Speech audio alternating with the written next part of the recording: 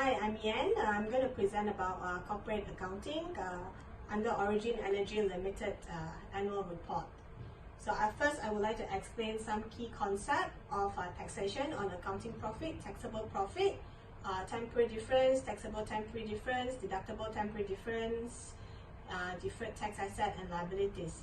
The practical applications under ASB use the Origin annual report.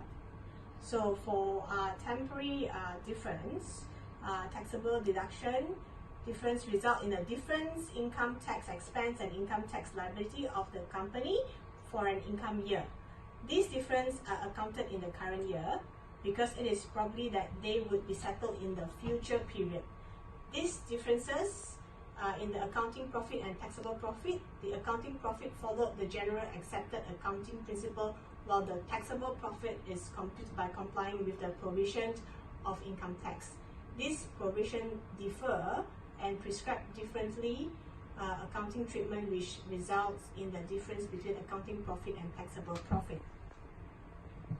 So the deferred tax asset liabilities are recognized by the entities followed the provision ASB 112 as well. So the deferred tax asset arise based on the deductible temporary difference, the unused tax losses that can be carried to next year, the unused tax credit that can be carried forward to the next year as well. So the deferred tax liability arise when the initial recognition of goodwill or the initial recognition of an asset or liability from a transaction which is not a business combination, and at that time of accounting, neither the accounting profit nor the taxable profit are affected by the transaction. For instance, if the depreciation rate for asset is higher from income tax purpose, then it will be results in a lower income tax payment in the current year, which will have to be gradually paid in the future period. So I've made some summary based on the terms. So if the accounting profit is more than taxable profit, it creates a deferred tax asset, and in the future it pays lesser tax. So it's deductible as temporary difference, while the other one is if accounting profit is more than taxable profit, it creates a deferred tax liability. In the future it pays more tax reference as taxable temporary difference. So if you have a look at the report from Origin, the tax expense of the company is 64 million in year 2019. If you can have a look at this, and before tax, and the company was 1278 million. The tax at the rate of 30% is applicable in Australian company. However, the income tax expense is different due to the adjustment pertaining the previous year, like the capital loss, recognition of the previous year, income tax being over-provided by the company in the prior year, and others. These items impact the current tax expense of the company.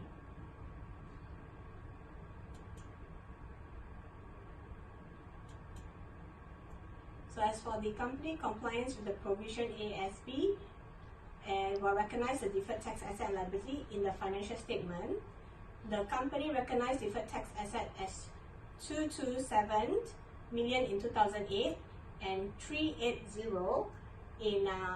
million in 2009. The current movement of the deferred tax asset and deferred tax liability was identified by the company.